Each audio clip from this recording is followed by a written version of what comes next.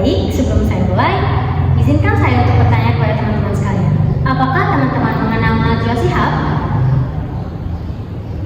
Benar sekali. Najwa Shihab adalah salah satu jurnalis yang namanya cukup tersohor di Indonesia. Dalam setiap kesempatan, beliau seringkali menyampaikan kutipan-kutipan yang diadaptasi dari pemikiran para tokoh-tokoh dunia. Salah satunya, beliau pernah berkata, hanya pendidikan yang mampu menyelamatkan masa depan. Tanpa pendidikan, Indonesia tak mungkin bertahan. Assalamualaikum warahmatullahi wabarakatuh. Yang terhormat Bapak Andre Valen Magister Pendidikan selaku dosen pengaku mata kuliah pembelajaran tematik dan teman-teman sekalian yang saya banggakan. Dari kutipan di awal tadi, saya dapat mengambil sebuah makna bahwasannya tanpa pendidikan, masyarakat akan mudah dibodohi, sulit bersaing, dan cenderung gagal dalam menghadapi tantangan zaman. Adakah dari teman-teman di sini yang pernah melihat atau bahkan mengalami sendiri situasi di mana kita merasa sudah menjelaskan materi dengan sebaik-baiknya, akan tetapi masih ada saja siswa yang berkata, "Bu, saya belum paham." Atau saat kita bertanya pada siswa, "Anak-anak, ada yang mau ditanyakan?" Tapi jawabannya hening, hanya suara pendingin ruangan yang terdengar. Yang terlintas di pikiran kita pastinya, ini siswa yang sulit memahami atau cara mengajar kita yang perlu diperbaiki.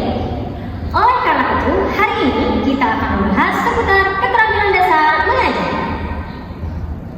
Perlu kita tahu bahwa keterampilan dasar mengajar bukan hanya berani berdiri dan juga berbicara di depan kelas, tapi keterampilan dasar mengajar adalah seni. Seni bagaimana kita menghidupkan suasana di kelas, bagaimana kita membuat siswa tertarik dengan pembelajaran, dan bagaimana kita membuat siswa benar-benar terlibat di dalamnya. Mulai dari membuka pembelajaran, apakah sudah menarik atau tidak? Cara kita menjelaskan, itu sudah jelas atau justru malah membuat siswa bingung? Cara kita bertanya, apakah hanya sekedar formalitas saja atau benar-benar ingin memancing siswa untuk ikut berpikir? Hingga cara kita memberikan penguatan, apakah mampu membuat siswa lebih berani dan juga percaya diri?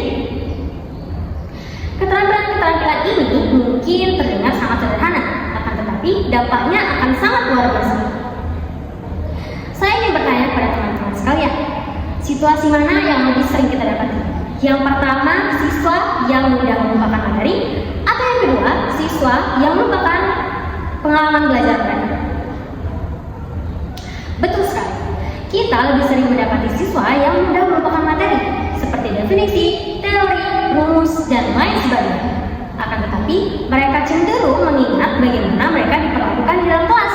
Apakah mereka merasa dihargai, apakah mereka merasa didengar, atau malah justru merasa diabaikan.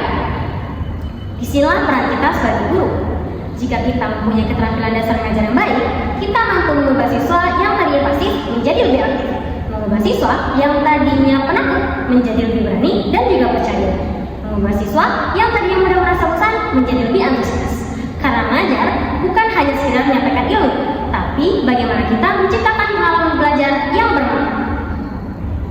Menurut teman-teman, apakah keterampilan dasar mengajar ini hanya dibutuhkan oleh guru pemula saja? Tentu tidak ya. Keterampilan dasar mengajar sejatinya diperlukan oleh semua orang. Karena semakin lama seseorang mengajar, semakin ia perlu untuk mengevaluasi diri.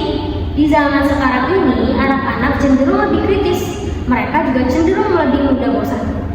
Oleh karena itu, sebagai guru, kita perlu mencari dan juga menerapkan metode, media, model, hingga pendekatan yang lebih kreatif. Jadi, tidak hanya siswa yang berkembang, guru juga harus ikut berkembang. Kira-kira kapan ya keterampilan dasar mengajar ini diperlukan? Jawabannya adalah setiap saat. Dari mulai kita masuk kelas dengan tersenyum, itu sudah termasuk keterampilan membuka pelajaran. Sampai cara kita memberikan apresiasi kepada siswa. Wah, bagus sekali jawabannya. Itu sudah termasuk ke dalam penguatan.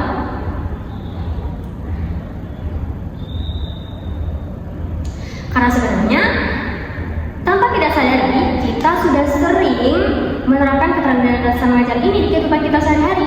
Hanya saja, yang perlu dipertanyakan, apakah kita sudah menerapkannya secara optimal? Lalu, kapan ya, di mana ya kita bisa menerapkan keterampilan dasar mengajar? Apakah hanya dalam kelas saja? Betul, keterampilan dasar mengajar tidak hanya diterapkan dalam kelas, tapi juga di luar kelas. saat ada kegiatan kelompok, saat ada praktek lapangan, hingga saat ada pembelajaran daring. Karena mengajar bukan hanya soal tempat, tapi tentang interaksi. Jadi selama ada interaksi antara guru dan juga siswa, di situ keterampilan dasar mengajar dibutuhkan. Yang terakhir yang ingin saya tanyakan kepada teman-teman, bagaimana kira-kira ya cara kita untuk mengembangkan keterampilan dasar mengajar ini? Betul sekali, jawaban teman-teman itu sebenarnya sudah benar.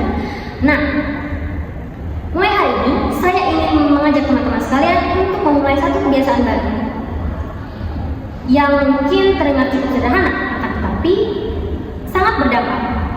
Setiap selesai mengajar atau setelah menerapkan keterampilan dasar mengajar, teman-teman bisa tanyakan pada diri sendiri, siswa saya aktif atau tidak ya hari ini?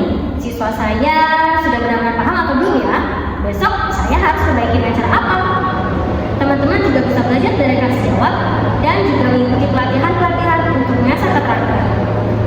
Kita juga harus mau untuk mencoba metode dan juga pendekatan baru. Dan yang paling penting, tidak takut salah. Karena guru yang baik bukan guru yang tidak pernah salah, tapi guru yang mau terus memperbaiki diri. Karena sejatinya mengajar itu seperti wifi. Kalau sinyalnya kuat, semua siswa langsung connect. Kalau ada kelas yang hening dan sunyi, belum tentu hebat. Bisa jadi siswanya lagi kebingungan semua. Atau saat siswa di dalam kelas mulai merasa ngantuk, belum tentu materinya yang berat. Bisa jadi cara menjelaskan kita yang terlalu menenangkan. Mungkin itu saja pembahasan kita seputar keterampilan dasar mengajar hari ini. Bila ada salah kata saya mohon maaf. Saya akhiri. Wassalamualaikum